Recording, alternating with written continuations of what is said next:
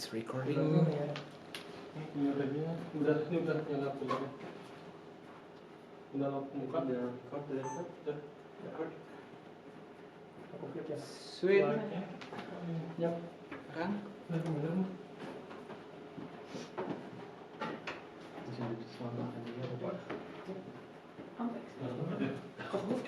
There's nothing to change throughout. Apa? Oke, lo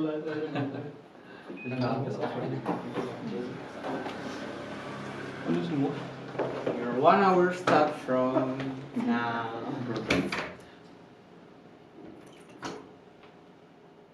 Welcome, Michaela. This is going to be so much fun. We have a lot of epic things planned. We have an hour of absolute power. So if you are a health coach, this is going to be probably one of the most productive hours that you could have if you're trying to grow your health coaching business. Yeah, we're just going to fire through the questions one by one. Yeah, we've got a lot of questions planned. So we're just going to take turns.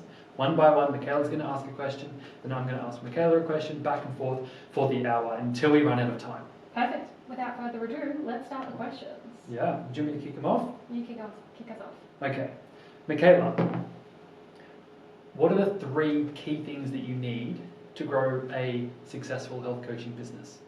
Yeah, and I feel there's so many different ways that we could take this, right? And I found it hard to condense it down to 3 because there's obviously the mindset aspect of growing a business, and your business is only as good as you are, but then there's also the system side of the business.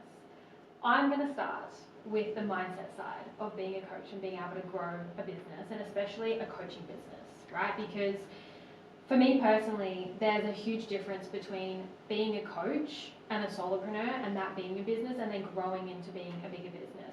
So the very first thing I would say is emotional resilience. Emotional resilience. You need to be able to get knocked down and get back up again. Okay. You know that song I just played in my head all the time? I get knocked down, but I get up like again. a little rubber bouncy ball, boing, boing, boing. Literally.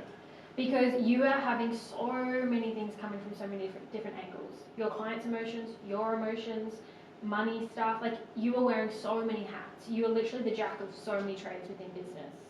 You need to be able to have emotional resilience to keep going when time gets tough. Because if this is easy, everyone would be doing it. So that is my first one, emotional resilience. What would you say is number 2? Well, I would say more important than emotional resilience is having a client generation system. This is very Michaela and me. I'm more systems focused, because if you can't get any clients, you don't need to be emotionally resilient. I mean, you'll need to be, because you won't be able to get clients and won't have a business that runs, but you won't have other problems that require you to be emotionally resilient. So I'd say number 1 for me would be having a consistent way to generate clients so that you actually have a business. That'd be, for me, what I would say is number 1 or 2. Yeah, and then I guess the third one would absolutely be an effective service or program, right? Like, you're not growing a business unless you have a service or program that actually gets people results. Word of mouth, referrals, you want that. You want good reviews. If you don't have something that is effective, that gets incredible results, that doesn't get people talking, how are you going to grow a business? Yeah, I feel like most coaches, this is a generalization, but from what I've heard, there's a bit of a negative stigma in the coaching industry. Maybe not so much the health coaching industry, but the coaching industry in general. And I think a big part of that is because the results are just shit, to be honest with you. So if you can find a way to get your clients amazing results and find a vehicle that delivers consistent results, like a program or some kind of service that consistently delivers amazing results for clients, you're going to have so much of an easier time growing. Yeah, and I think in the coaching industry, it's so important to remember that you are basically your business as well. People are signing up to work with you because of who you are, maybe what you've overcome, your own story and journey, of course, your expertise and how you can help them. But lean into that. The more that you keep growing and evolving and challenging yourself, I don't say you can only take your clients as high as you go. As you keep growing, you're going to take your clients with you. And you can obviously then pour that into your service and your program that you deliver. Yeah. So I reckon those are the top 3 most important things when it comes to growing a successful health coaching business. Cool. And did you want to go for the second question and ask me anything? Is niching down really as important as everyone says it is? Niching down. Look, everyone will tell you to niche down, and I think it's very industry dependent. Like, if you are a nutritionist or a dietitian, that is a pretty broad field. Like you could help people with, I don't know, cancer, right? Like you could help them to eat if they have cancer. You could also help someone with diabetes, or help people with eating disorders, or help people lose weight. It's a huge playing field. So for a dietitian or nutritionist, I think it's so important to have a niche. Now that doesn't mean you have to lock yourself in a box, but to effectively market your business and communicate with potential clients, you need to be really clear with what it is that you do. If you say, oh, I'm a dietitian, there are a million dietitians out there. Why would they go to you? But if you said, I am a dietitian who specializes in helping young women or women over the age of 40 to insert whatever that might be. It might be stop binge eating, for example. Women over 40 to stop binge eating. That's a very specific subset of the market. And if you are a 45-year-old woman who has been struggling with binge eating, you're going to be a lot more likely to want to work with that person than, say, just an average dietitian. By trying to please everyone, you'll please no one. Yeah. So I guess in summary, Yeah. niching down is probably quite important the more I talk through it, if you're a health coach. Absolutely. And I think for a lot of coaches, it's overcoming the fear of people not agreeing with what they're saying. And I always say, you could be the ripest peach in the bunch, and there'll still be somebody who doesn't like peaches. I like strawberries. Cool. Michaela, as an online coach, do you need a website, or can you just rely on social media? Ooh, that's a great question. I'm going to throw that one straight back to you. Oh, I love that. I would say that starting out, don't overcomplicate it. I see so many health coaches and other online coaches, they start their business, they create some intricate client generation system or what they think will work with like some back-end CRM stuff, they create a website, they create a social media, but they actually don't do the business part, which is getting clients. So when you start, just look at the bare basics, and the bare basics doesn't include a website. Start a social media profile, learn to market yourself, put content out there, have fun with it, then you can go to that next step of just creating a website, building a bit more authority. Because if you have 1,000 health coaches out there that you're trying to choose between, oftentimes you'll choose, you being the client will choose the one who looks more legit, and that's typically the person who has a professional website on top of Google reviews, on top of a social media profile, on top of, basically they're everywhere, okay? So when you get started, not as important, but in the long run, yes. What about a landing page? Obviously, a landing page might be a little bit different to a full built-out website. Where does that come into play? So you mean, I think when Michaela means talking about landing page, correct me if I'm wrong, but you're talking about for a specific program or service, or you're talking about like to get leads? For a specific program or service. I think that if you have, let's say, an 8-week program, I think it's not super important, but relatively important that you have proof that your pricing is as you say it is on the call. So if you say, oh yeah, my prices are $1,800, and you have a website that says for this program $1,800, it makes it a lot more legit. So I think a landing page can be good for a specific program or service. I would 100% do that before you build out a full website. That's the important thing. That being said, I don't think it's the most important thing. I think you can close enough people on the phone if you just learn to sell on the phone, book appointments, and then just communicate what is in your program and how you can help people, and then sell them there. So James, tell us, what's the most overrated marketing strategy for online coaches? The most overrated marketing strategy, that has to be relying on social media to get clients 100%. Would you agree? I feel like you're going to ruffle a few feathers with that one. Yeah, well, every single online coach and their dog just tells everyone to post on social media, post on social media. It's like a coach circle jerk of everyone just posting the same videos on social media and trying to get clients, and that's why every coach has 50 followers or 75 followers, or they might even have 10,000 followers, but are they even legit because their videos get 3 likes and 50 views? So I think people just get too caught up with social media is the way to get clients. And if everyone is zigging, then you should probably be zagging and find a different way to get clients. That's not to say that social media cannot help you to get clients. It 100% can. And I know a lot of different health coaches out there that do use only social media to get clients. But for a beginner health coach who wants to get into the space, you should not look at that as a short-term, quick, easy way to get clients. It has to be a long-term brand-building exercise when growing a social media page, and then find other ways to get clients in the short term. What do you think? I completely agree. Because there's only so many times that you can sell to your 50, 100, 200 followers, right? And you're losing so much trust with them as you continuously try and sell. So for sure. Yeah, it's like a glass of water, and every time you post valuable content, you fill that glass up with value, value, value. Every time you ask and say, hey, I've got this program, only 3 spots left, join, join, you tip that water out, that trust out that you've built. And if you keep doing that, you're just tipping more and more water, and you never build up enough trust to actually make a difference. So you might get people when you first sell to social media, but they'll start to dwindle down unless you can get a really consistent way to bring in new organic followers. Like, you're amazing at creating content, then it might work. Yeah, and I found that when I tried to take that approach of just selling through social media, my content became so inauthentic. I was trying to hit my head against a brick wall. I hated it, and honestly, social media became a chore. It was something that I had to tick off, and I dreaded it. And my content, the quality of content, went down so much. Yeah. And would you say that now it's more of a fun, creative place for you? Absolutely, it's a creative outlet. It's a place where I can just be me. I can share whatever I want to share. We love you. And some people relate to it, some people don't, but it doesn't have to please everyone at every point in time, and it means that I don't have to get on there and preach my program, love my program, love my service, love all of our clients, but I get to show them where they get to by doing my program without it being a sales tactic ramming it down their throat.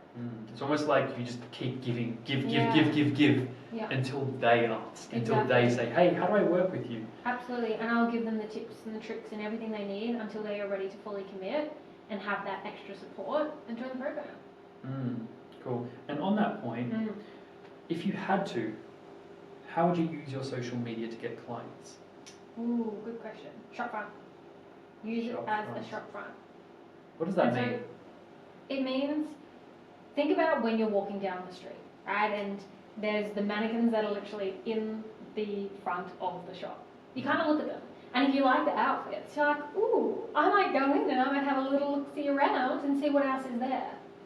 That's what you want to use your social media as. And I even think about it. Think about when you think of a restaurant that you want to go to, or you think of a new clothing store that you want to test out. You look them up on social media. It is the same with your business and your coaching services. Anyone who is going to invest in you and your business, they are going to do their research. They are going to hunt your social media down, and they are going to click on your profile. If what is on your profile doesn't land with them, they don't like what they see, they're walking back out of that shop. Or they might never even enter in the first place. But if they go onto your social media and they're like, wow, this girl's got some personality. You know, I love what she's about. I love her messaging. She's relatable. I get it. She's been through what I've been through. They connect with you. They trust you. They understand you. They're now in your world. So obviously that is one way to use your social media. Got it. And as you were talking about earlier, that's a long-term play, right? Like, you're not going to gain 50 clients overnight through that strategy, but you're building long-term trust. There are some other ways that you can use social media. Do you want to share what some of those are with us? Sure. If I had to, gun to my head, I had to get social media clients from social media within the next week as a coach, what I would do is, I would, if I've been building my trust for long enough, I would do a post being like, hey, I got a couple of openings available. Be very careful with those. Don't do them too often. Otherwise, once again, you use up all your trust. But do use them sparingly. If you've built up trust over time and you have some gaps, advertise it just once or twice. Apart from that, DM all new followers and just say, hey, I see that you're new here. Thanks so much for the follow. I've got this free guide. I've also got this other free guide. Which one of these would you prefer? And then send them that guide and then get into a conversation with them. Let's say you have a guide for binge eating and a guide for how to stop food noise in your head. Let's say they say, oh, can I have the guide on binge eating, how to stop binge eating? Send them that guide for free and then straight away ask them, is binge eating something you struggle with? And then get into a conversation. They might be like, yeah, I've been struggling for a long time. And then be like, hey, I think I could help you with that. This is back and forth after a couple of questions. I think I might be able to help you with that. Would you be open to getting on a call with me? And then book a sales call that way. So DM all new followers coming through. And if you haven't following already, then look at who your most engaged followers are. Who are the people who are watching all of your stories, engaging with all of your content, commenting on your posts, who aren't already customers? DM those people and say, hey, thank you so much for the support. I noticed that you like all my content. It doesn't go unnoticed. I have these free guides, and you just exact same thing. I've got these 2 free guides, which would you like to have? And then you get into a conversation with them. So you're basically starting conversations by giving someone a free thing first, so they get value. You're saying, hey, do you want to jump on a call to see if I might be able to help you to fix this issue that you are having? And then booking sales calls that way, and then selling them into your program or service. So if I had to, gun to my head, use social media to get clients without anything else, without ads, without any other strategies, that's probably what I would do. DM is key, yeah. Sell in private. So don't just be posting sales shit all the time. Sell in private. Provide value in public to everyone on your social media, then sell in private in your DMs. I love that. And I think it's so much more personal that way as well, right? And I think there's a lot of things that are out there with sales that will definitely feel icky. That is not icky. And it means you're giving them the option, right? Because if they don't want something, they're not going to reply, or they'll tell you they're not interested. Like, it gives people the option to opt out. Whereas when you are constantly posting on your stories, it's almost like you're trying to force feed them. True. Yeah. And on the matter of social media, do you think likes and how many followers you have matters if you're trying to run a business as a health coach? Nope. Okay. Absolutely not. And I think this is something that you have to work through as a coach and growing a business, because we definitely live in a world at the moment where it's very easy to get caught up in likes and followers and the numbers and the metrics of social media. But you have to remember, and the easiest way to do this is, even if you have 50 followers, 10 followers, 20 followers, doesn't matter. Picture them. Picture them in a room and picture yourself speaking to them. So if you have 500 followers, that's a pretty filled up room. That is a huge room of people that you're speaking to.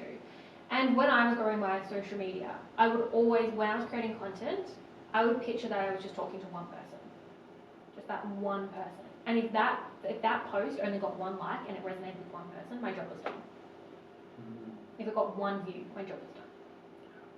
Because one person saw it. And even in the thing with social media is as well, you might have people who don't follow you. They never engage in your content. Yet they're watching. They're watching what you're posting. They're resonating with what you're posting. And I have had people join our program who have mentioned to me that they have been following me for 12 months plus. Maybe they only started following me like a month prior to reaching out, but I'd been, in the background for them. They'd been resonating over time. And I think that's where the value comes. So no, your likes don't matter, and no, your followers don't matter. And especially if you're only focusing on your social media as your shop front, it most definitely doesn't matter. So you have a different client generation strategy. You're sending people to your social media, they're checking you out, they're Googling you, they're finding your social media profiles, and they see those videos, they see that you are an expert in your field, and that's the shop front side of it that you're talking about, right? Absolutely. And if you can let go of that number metric, again, it loops back to you being able to add your personality into it. It's fun. Let it be fun. Let it be fun. Also, the power of the social media overlord Zuckerberg. They can take your social media account away anytime. They can shadow ban you. They can fully ban you off the platform. And if your business is relying on social media, and that happens, that's your business gone. Scary stuff. You don't own your audience in social media. And that's what most online coaches do not realize. Nope. Well, they might realize it, but they don't think about it. They go, oh, it won't happen to me. But I've spoken to quite a number of people. Yesterday I was speaking to someone who got their account banned for 30 days, and they relied on social media to get clients. And that 30 days, they just moved to a new country. They just signed this villa lease in Bali, quite expensive, and then all of a sudden their social media gets shut down for 30 days, and they had no way of getting new clients, and they kind of freaked out and panicked. It's scary stuff, and that's what you have to remember. That, like as you said, you don't own your followers, and it can disappear overnight. Yeah, for sure. So if not social media, then do you think health coaches should run ads? What's your opinions on that? Should we pay money to get clients? You know what is so funny about this question is, remember when we first started running ads, and I was kind of in this vortex of social media with coaches who coach coaches, and they were very anti-ads.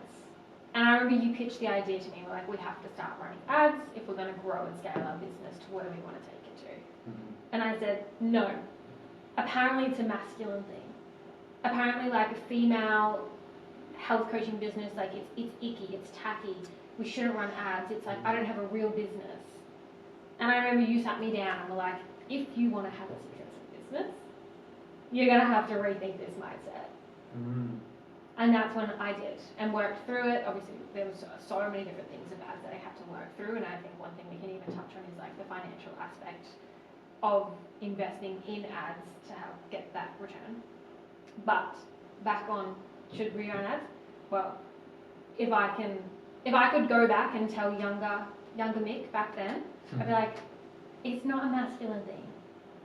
And it will quite literally change the trajectory of your business if you start running ads. Yeah, it's not a masculine thing at all. Think of all the biggest businesses in the world. Apple, Microsoft, Nike, Adidas, all these big name brands, they spend hundreds of millions, if not billions per year on ads. Mm-hmm. Some companies don't, but very few. They're very few and far between. Most, 95% of these biggest companies in the world, who you know and love, spend hundreds of millions or billions on ads. Mm-hmm. So if ads are good enough for those corporations doing trillion-dollar corporations like Amazon, then they're good enough for little old Jenny and her $2,000 per month health coaching business. A little old Mick. A little old Mick. So if you think, oh, ads are sleazy, you know what I think is sleazy? Posting 100 sales things a month, being like, join my program, 3 spots left. Jenny, you have no clients right now. You don't have 3 spots left, you have 30 spots left. Don't lie to everyone. Stop posting sales stuff on your social media. That is sleazy, not ads. Mm-hmm. Yeah, and it's obviously like it's made a huge difference in our business. So yes, I would absolutely say that you should run ads. You should at least learn how to do so. When should people start running ads? Great question. I feel like that's your area of expertise. Yes. I have a marketing background, which is why Michaela is throwing that question over to me. I would say as soon as possible, but you need some proof under your belt. So reach out to friends, reach out to family. Hey, do you know anyone who might be interested in having me help them with X? It can be for free. Start for free. Get results first.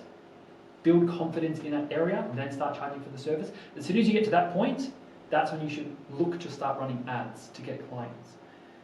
Otherwise, if you're relying on social media or organic search engine optimization, all that kind of stuff, that's going to take time. Mm-hmm. We want to shortcut how long it's going to take to get clients when you start a business. And the best way to do that is with paid advertising. Mm-hmm. And you don't have to start with a big budget, right? No. You can start with 15, 20 bucks a day. That's $600 a month. I get that. Not everyone has $600 a month. But if you don't have $600 a month, drive Uber, work part-time in a cafe, do what you can to get some money to start your business. That's the reality of business. You need some money to start. If you don't have the money, if you don't have $600 a month to try running ads, then yeah, post 10 times a day on social media. Do everything you can to go big, get viral. But just understand that's going to be a long-term thing. Unless you get lucky and get viral, unless you're amazing at running creating videos that do well on social media, then you're going to struggle to grow your business organically from a no social media following to big social media following with clients and everything quickly. So yes, run ads, do what you can, strip, I don't care.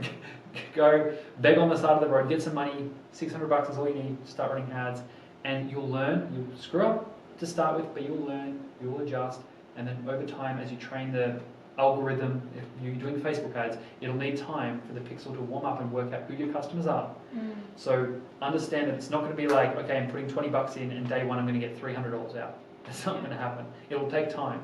You might get lucky, you might be bang on the money early on, especially if you have experience with ads in the past. But treat it as an investment that you're making in yourself and your business, and then actually do something about it. Look at the data, see how you can improve things, and over time you'll have your ads working super, super well. Mm-hmm. You have to be willing to invest money to make money, for sure. And it's scary.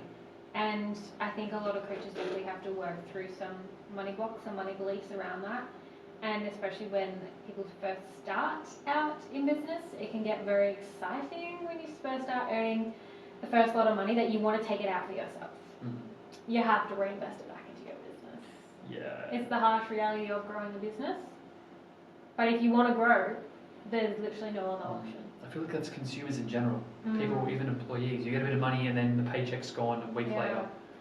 Yeah, and I think we also live in a world where we're very instantly gratified, right? In the sense of everything is at the reach of our fingertips. You want You want a new outfit, same day delivery. You need a quick dopamine hit, you pick up your phone and you're on TikTok. Your money check comes in from a new client and you want to take it out and use it for yourself.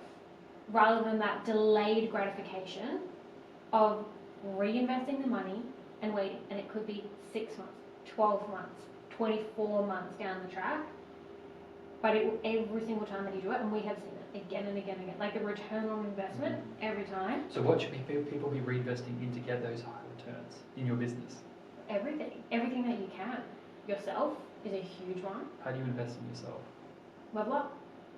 Find a mentor. If you don't have the money to invest in a mentor, read books.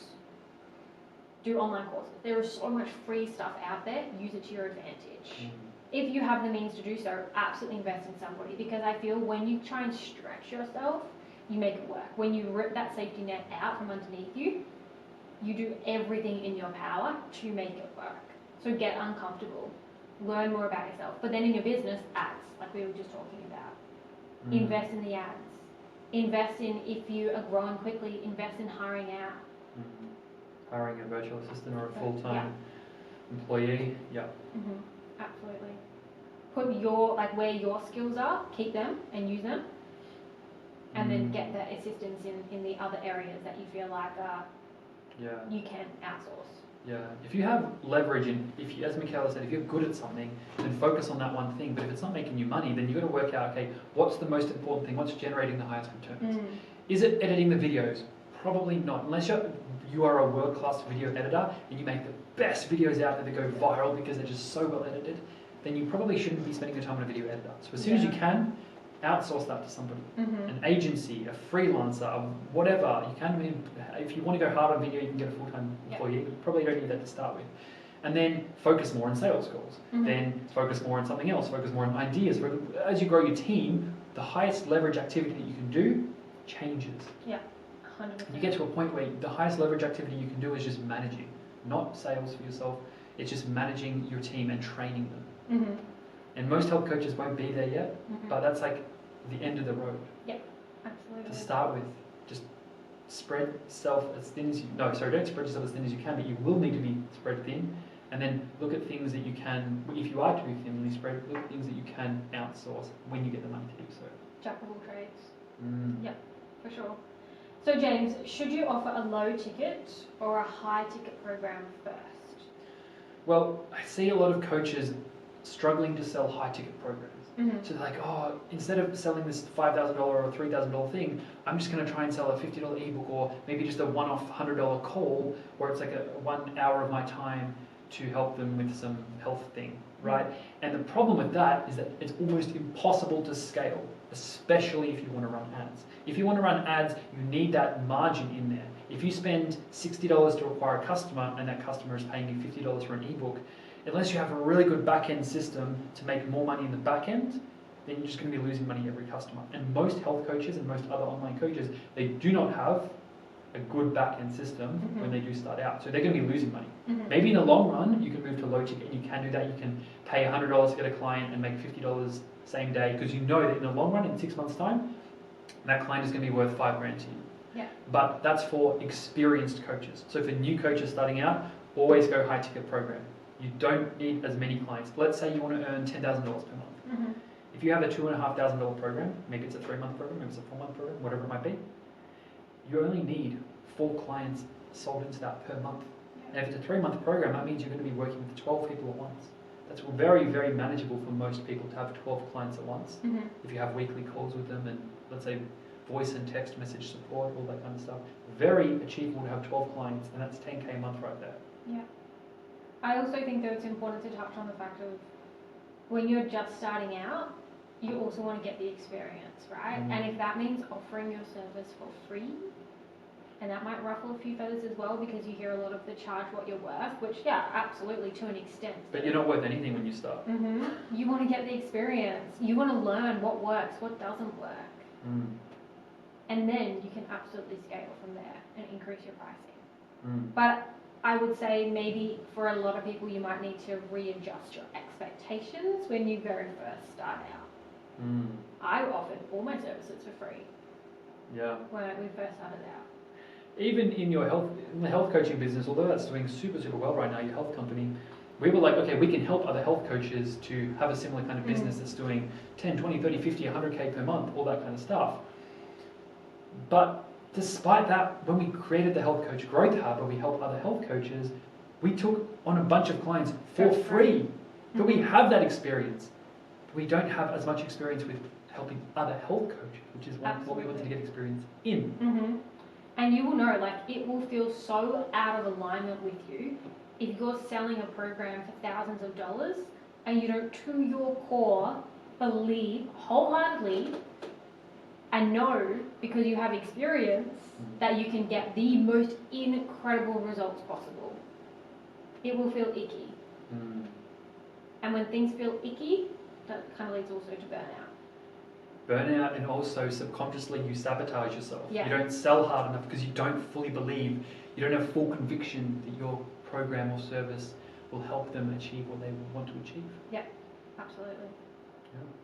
Cool. Michaela, I want you to describe the kind of coach, the kind of online coach that will make it versus the kind of coach that will flop. So what do you think? Like, what traits does a coach that will make it have? Well, I think even going back to the first one that I said earlier of emotional resilience, that is really important, because without that, you will hit burnout, which we'll talk about in a second.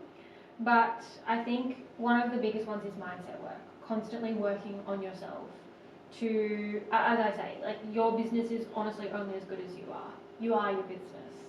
So you need to make sure that you can hold space for your clients, that you can move through all of the other tasks in business that you have to be able to do, that you're running the show.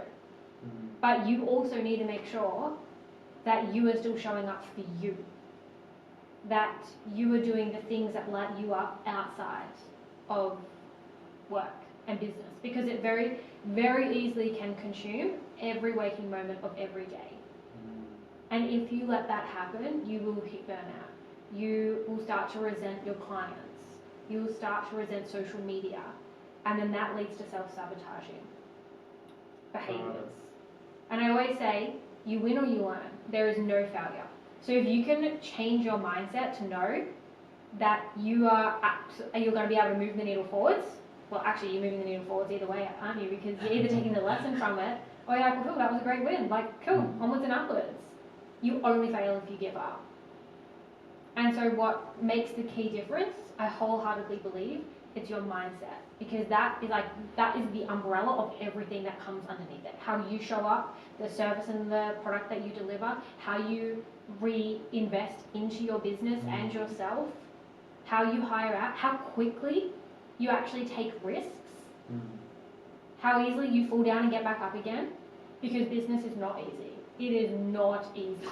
There are so many days where I'm like, have I made the right decision? Yeah. Despite what you see online, it's Literally. definitely not easy. And I love it. I wouldn't change it for the world, but there are so many days where you have self-doubt, imposter syndrome, like, I don't really know what I'm doing here.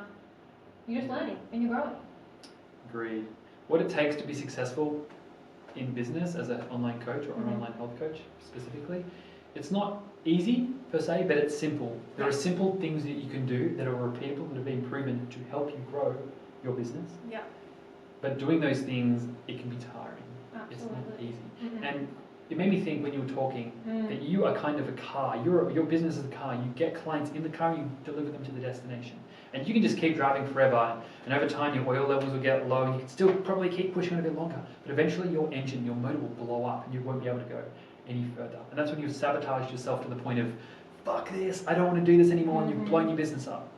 So you have to take the time to go to the mechanic, fill your oil levels up, get your engine serviced, take your car to the car wash every now and then, do a bit of nice polishing, maybe even get your car wrapped every now and then, you know, change the colour up, make things fun. And then you'll be able to continue for the long run, as long as possible.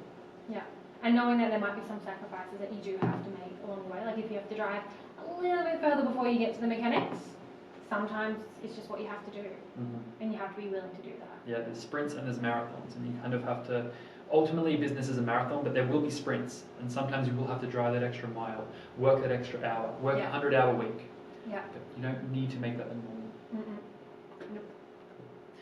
Let's talk about sales for a minute, because it's something that a lot of health coaches aren't super comfortable with, and they feel it's icky to sell.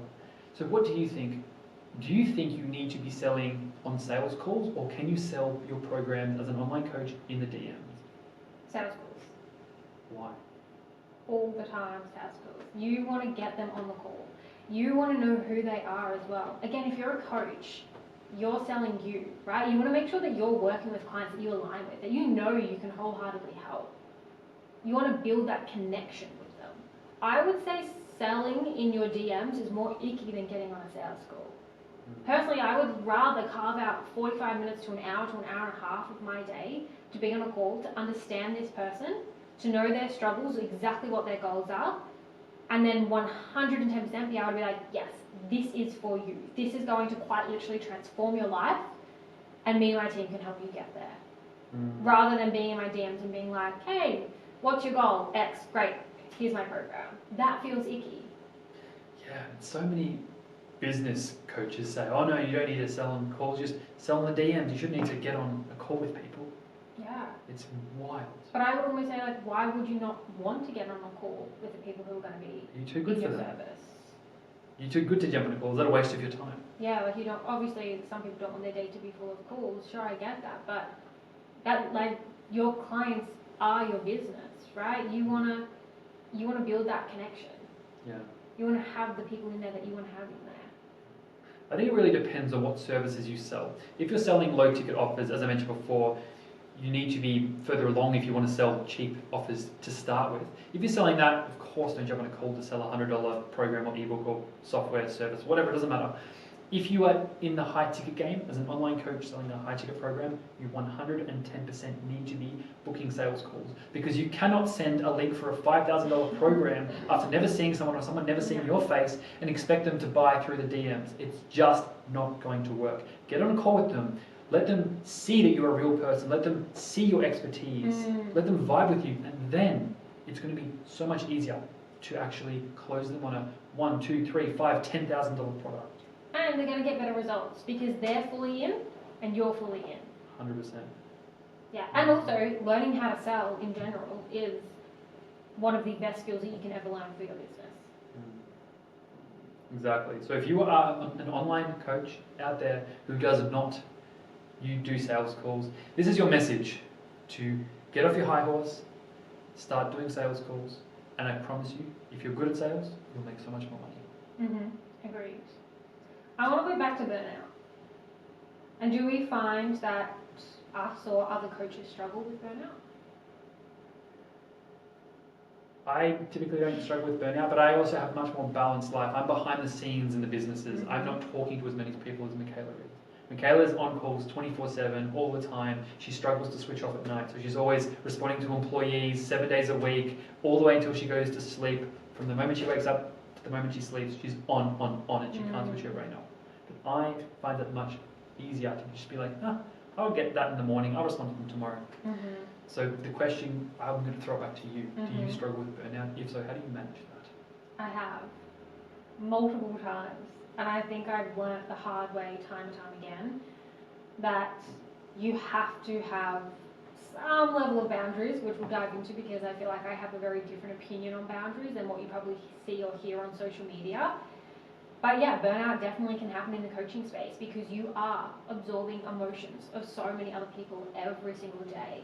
And you need to know how to obviously regulate your emotions and switch off. And I think when you care, and I care, and I know it sounds like cliche and whatever, but I genuinely care about every single one of our clients in our program. Sometimes, I know it sounds a bit weird to some people, and if you get it, you get it. I have dreams about some of them. Like, they're always What kind on my of dreams? mind. And I think sometimes maybe think like we don't think about them outside of work.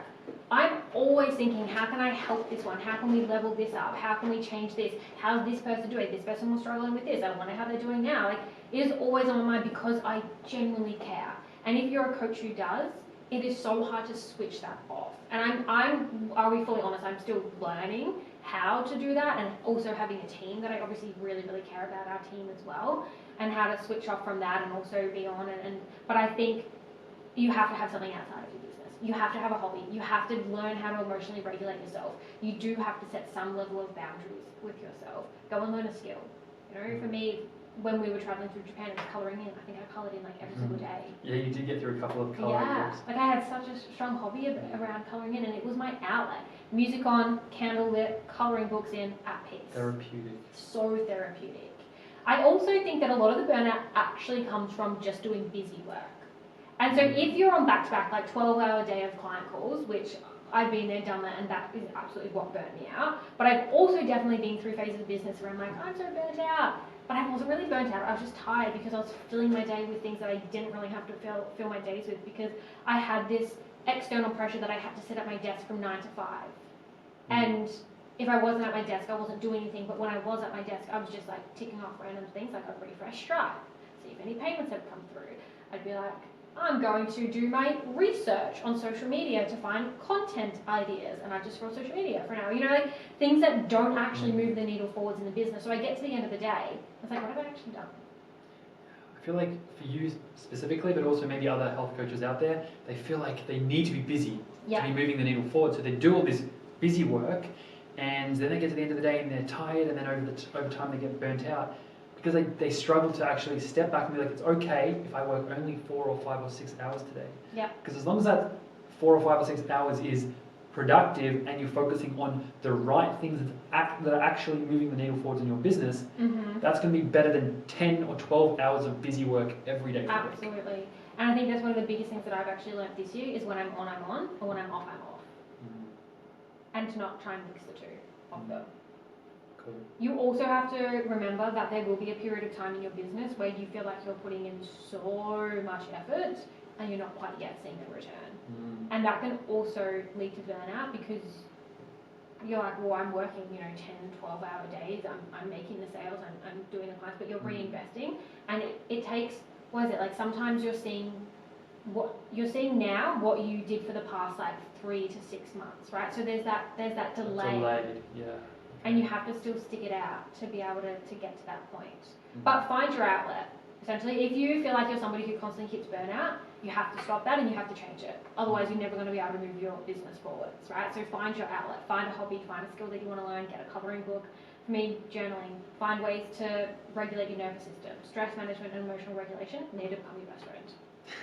I love that. And on the topic of burnout, you hear a lot of online coaches and business gurus out there talk about setting boundaries. What do you think about this obsession with setting boundaries? Yes, I love this topic because I feel like we have such a different idea, and I can't tell you how many people have come to us and they've maybe had another coach who has told them to set the strictest boundaries where they don't reply to their clients for 2-3 days. Yeah, it's like, okay, I only respond to Tuesdays between 6 to 8 a.m. or something. It's like, okay, and then what else? Yeah, and I feel the more support that you can give your clients, the better, right? The better results they're going to get, the better connection you're going to build with them, the more they're going to be able to get out of it. Like, it's better for everyone involved. So yes, have boundaries to the point where you need to be on when you're on and off when you're off, and you don't have to reply to your clients while you're out at dinner, and you can turn your phone off at a certain hour that you want and you don't reply till the next morning. Absolutely. It's not the first thing that you do when you wake up in the morning. Yes. But these ridiculous boundaries of I will only reply to you once a day and I'll only reply to you 1 day a week. And like for a lot of people, I struggle to see how you can get the most incredible results for your clients that you possibly could with taking it to that level. Yeah. So yes, boundaries, but not this, I don't even know the right word for it. Over boundaries. Yeah. Yeah. Personally, I think boundaries are bullshit. Because we live in a competitive world. There are thousands of coaches out there, right? Thousands of health coaches that probably do the exact same thing as you. And if you're going to respond to people once a week and call it boundaries, nah, that ain't boundaries. That's just called shit customer service. Of course, set regular boundaries. Like, I'm not going to respond to you after 6 p.m. or something, or 5 p.m. That's just normal. But don't be like, I'm only going to respond 2 days a week, 3 days a week. That's just called shit customer service. And then that client's going to complain about you. They're going to have this warped view of what a coach should be. And if other people out there can offer good customer service or good quick response times, then they're going to beat that other boundaries coach 10 out of 10 times. That's your advantage. Yeah, agreed. Now, Michaela, I want to ask you one question about sales, because Michaela, if you don't know, is the sales master. She's so good at sales. So in 1 minute or less, give us a full rundown on your sales system and the ultimate way to sell as an online health coach. Ooh, okay. I would say first thing, understand them. Know their pain points. Know what they're struggling with, right? What are the things and why aren't they achieving the goals that they have? Get very specific on their exact goals and what is currently holding them back from getting there, because you then are selling them the destination. You are not selling them the journey. And the best way for me to describe this is, let's say you're going to your European summer. Nobody says to you, right, you're going to wake up at 2 a.m. in the morning. You're going to drive an hour to the airport. You're then going to sit around at the airport for 3 hours. You're going to then be on one flight, cramped in economy for 16 hours. You're going to then have like a 6-hour layover where you're going to have to sleep on the floor of the airport. And then you're going to be on another flight for another 14 hours. Again, crammed in economy. You might be stuck to somebody who's shoving their feet into you. The person in front of you is like tipping their chair back and you can't even eat your meal properly. You'll be fed aeroplane meals that is going to make you feel bloated and not great. You're going to get there feeling incredibly tired. You feel dirty. You want to have a shower. Like, you don't sell the journey, right? You're selling, you're going to get to Italy. Picture yourself drinking your Aperol spritz, laying in the sun, getting a golden glow from a tan. You're going to take yourself out and have the best pizza. Like, that's what you're selling. So you want to get clear on how you're going to sell them the destination. By getting on the sales call, and obviously you've gotten their pain points, you don't then want to list, okay, so my program has one-on-one coaching and we've got voice memo support and you also get access to the course and you're going to go through this module and then you're going to do this, and telling them every in and out of the business. That's too much information, they don't care. Okay. They're like, how are you going to help me get to my goal that I have? Because that's what I want. If you can help me get there, great, I'm in. They care about the result, not how they get the result. Yeah. Got it. Absolutely. So in summary, you think really question them a lot when they first jump on the sales call, get clear on what their goal is, what their pain points are, and then sell them the destination, the big picture of what you can help them achieve and how you're going to get there, but not focusing on the specifics. Yeah. Cool. Yeah. You don't have to get to the nitty gritty. Don't sit there listing things off. Cool. Sell them the end point. Cool. And how does someone learn to become really good at sales in as short a time as possible? Practice. Practice. Like you have to get on sales calls. But what if you don't have sales calls? What do you think you should do? Practice in the mirror. Practice to your teddy bears. Find somebody that you can practice on. The quickest way to learn sales is to have somebody sit there and just objection, objection, objection, objection. Okay. I would say something slightly different. I would say when you first want to learn, just read 1 or 2 books on sales. Find out what the highest recommended, highest rated books on sales are, and just read 1 or 2 of them. You get people who are stuck What are in your this. 2 that you would recommend? Or 1? I love spin selling. Don't even know who the author is, but I love spin selling, S-P-I-N selling. That's a system I use to this day. And I also love, I think it's called The Way of the Wolf by Jordan Belfort. It's his system on straight line selling. Maybe it's called straight line persuasion, but it's by Jordan Belfort, The Wolf of Wall Street. Love him or hate him, he's a really good salesperson. So those 2 books. Alex Hormozi is also a really great salesperson, so he watch his videos. So is Sabri Subi, Sell Like Crazy in that book. But I think if you want just 1 or 2 books, Spin Selling and The Way of the Wolf by Jordan Belfort, will start with them, get that fundamental understanding of sales, but then don't go any further. Then you start practicing, then do exactly what Michaela said. Stand in the mirror, and if you don't have enough sales calls, get a sales job part-time for someone and just sell, sell, sell. Don't do this information overload where you're just only consuming in your mind and getting better as a salesperson in your mind. Practice is going to be better than any information you can consume. Just get that base level understanding and then go into practice. I love it. Cool. James, how do you deal with clients who don't get results? Don't get results. That's a good question. If you have tried everything you can and clients aren't getting results, go above and beyond for them first of all. You should be going above and beyond for them. Give them some kind of bonus, right? So let's say your program is 12 weeks long. Offer to extend that program out by another 2 weeks or 3 weeks or another month, whatever you, depending on your client load. Show that client that you are willing to do what it takes to help them get results. And let's say at the end of that program they still haven't achieved amazing results, they're still kind of iffy. I personally wouldn't offer them a refund because you've put a lot of time and effort into that Mm. person. Even if you have a guarantee, I wouldn't offer them a refund. But if they asked and said, hey, you know, I haven't got the results I want to get, can I get my money back? I wouldn't push back against that. I would say, yes, here's your money back. Because to me, if someone asks for their money back, I don't care what my guarantees. I don't care if I have a conditional guarantee that says you must attend all these calls, you must do X, Y, and Z. If that person hasn't got the results I promised them and they have done a decent job going through my program, I'm always going to give them money back because it's just not worth the bad word of mouth, and bad ratings and reviews that they might leave on our Google page or Facebook page or whatever page out there, or bad comments even on social media. Yeah. So they will respect you if you give them their money back if they ask for it. And I think that's just what I would do. I completely agree with that. 100%. Cool. And what do you think, Michaela, is the best sales funnel for health coaches? Well, you can answer that one. The best sales funnel for health coaches. Okay. So I would say depends where you are as a health coach, what stage in your business you're at.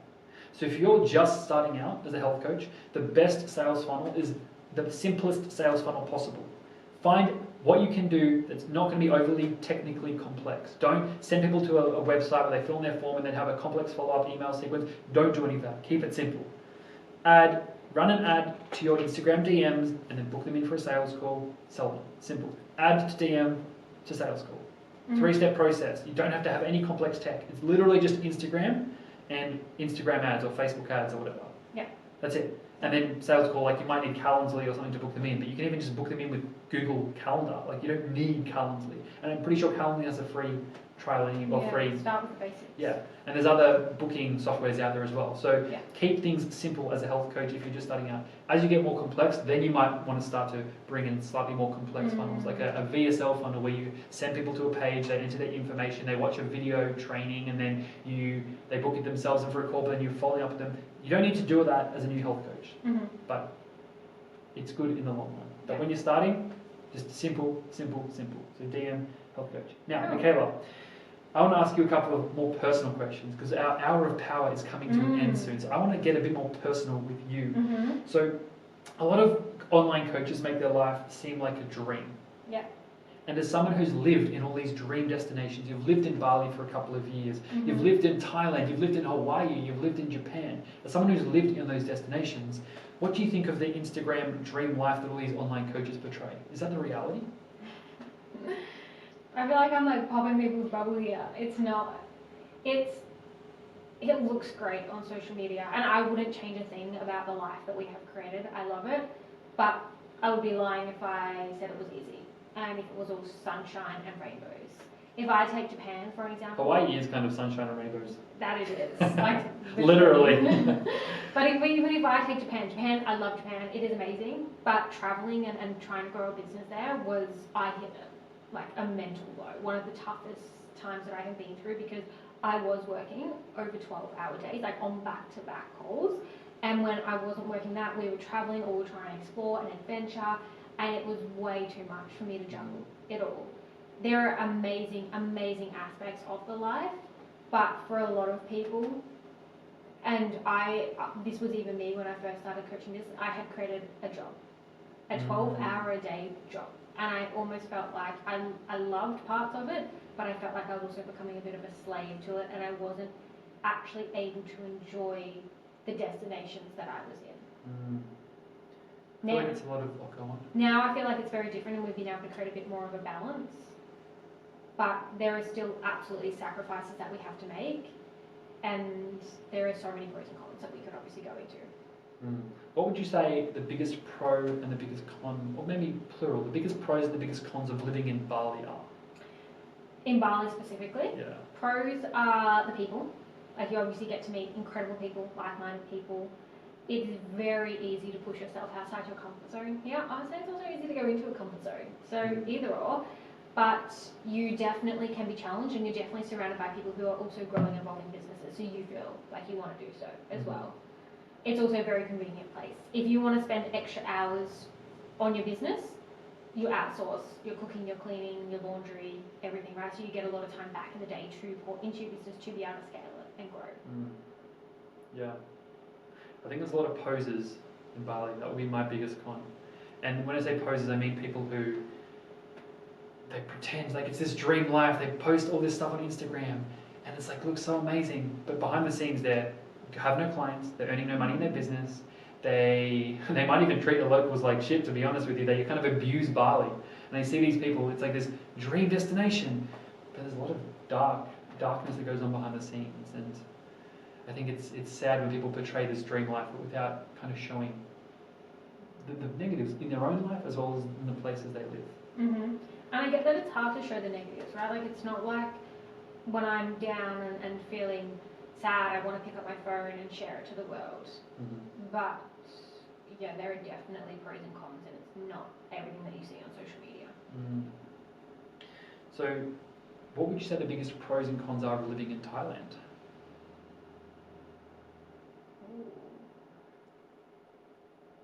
I feel like it's kind of similar to Bali in that sense. A bit more expensive. Bit more expensive. In Phuket, anyway. Yeah. Yep. A And bit I more feel civilized, right? yeah, but I also feel I found it a little bit harder to meet as many people as you can in Bali. I feel like Bali is very easy to meet anyone. Yeah. Not as the community, the entrepreneurial digital nomad community isn't as strong in Thailand as it is in Bali for sure. Correct. Yeah. Cool. What would you say the biggest pros and cons of living in Japan are? I feel like it was tough. It was really tough for us to find an entrepreneurial community full stop in Japan. So I feel for me, it was that of not feeling like. I think Japan. I definitely love that I'm a bit more extroverted than what I ever thought. In the sense of I need people.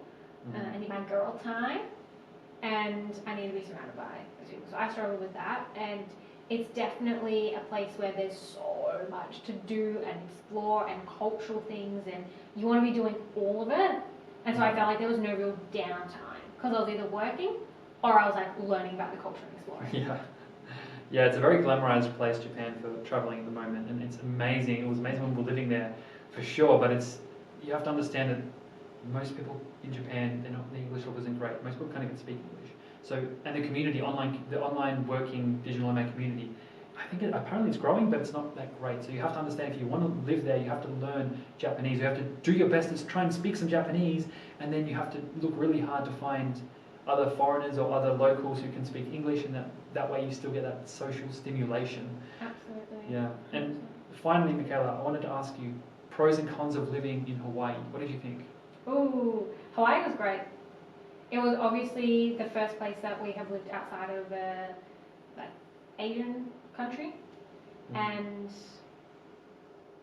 it was awesome. Obviously, it was a lot more expensive than living in Bali, and there was, again, it was harder to find an entrepreneurial community as such. Easy to meet people because everyone's just American Absolutely. or Yeah. native Hawaiian. I think you have to remember with Hawaii, you're literally smack bang in the middle of the Pacific Ocean. There's nothing around you. So food, the quality is not amazing. You know, and obviously like you're cooking and you're cleaning, and I don't know. Hawaii was interesting. Mm-hmm. Cool. I agree. Hawaii was interesting. I really liked it. Sunshine and rainbows. Literally, it rains and then it rains like every day, but just little bits of rain, and then there's rainbows. It's kind of crazy. Beautiful people, beautiful lifestyle, beautiful people. There are a lot of problems in Hawaii with locals and all that kind of stuff. Like locals getting displaced because the prices in Hawaii are insane. It's so expensive. It's the most expensive state in the US to live. Yeah, but so picturesque, right? Like beautiful beaches, best climate we've ever lived in. Yeah, for sure. We've got time for one more question, Michaela. So I wanted to ask you, is it smart to invest in a business coach right away? Because I know a lot of people watching this, they might be early stages in their health coaching or online coaching businesses. So do you think it's smart to invest in a business coach early on? If you're thinking about that, ask yourself one question. How quickly do you want to move the needle forward in your business? How quickly do you want to propel yourself forwards? Because if you're like, I want to just absolutely balls to the wall send it, yes, invest. You will be challenged, you'll be tested, you will have a very clear pathway of what to do, how to do it. You'll have somebody holding you accountable. You'll have somebody who can literally like, get rid of all of that, stop doing that, do this. This is working, this is not working. Like, you have somebody. And I have invested in lots of different business coaches. The most recent one that we invested in last year, propelled our business forwards in ways that I could never imagine. Best investment I have ever made. I would say when investing in a business coach, it's better to actually invest. Don't do these shitty little $200 group programs or $3,000 12-month group programs. The results are going to be night and day between that and one-on-one coaching with somebody who is legitimately good at what they do. Find someone who isn't just a business coach, business coaching, business coaches, business coach person. It's like a pyramid scheme. Yeah. Find someone who has actually done what you want to do, lived and breathed it. So as a health coach, find someone who has created and started and scaled a successful health coaching business and either still does that today on the side or has previously done that and is now helping other health coaches to grow to where they were or beyond where they were or get somewhere in that stratosphere. Absolutely. And then invest in one-on-one time working with them. Yeah, and that's what we say at the hub, the Health Coach Growth Hub, is that we have the undying, and we, for the foreseeable future will continue to grow that, and we can help coaches who only want to be, just them in their business. Great, we know how that works, and we can help you. Those who want to start to hire out and build a team, great, we know how that works, we can help you, and we will keep growing our business so that we can continue to help you continue growing your business. And by the way, for anyone wondering, that is our main source of income, is the Undie company. Like that is our main, where 90% of our income comes from, and we're going to continue growing that business to be one of Australia's biggest health companies. Yeah.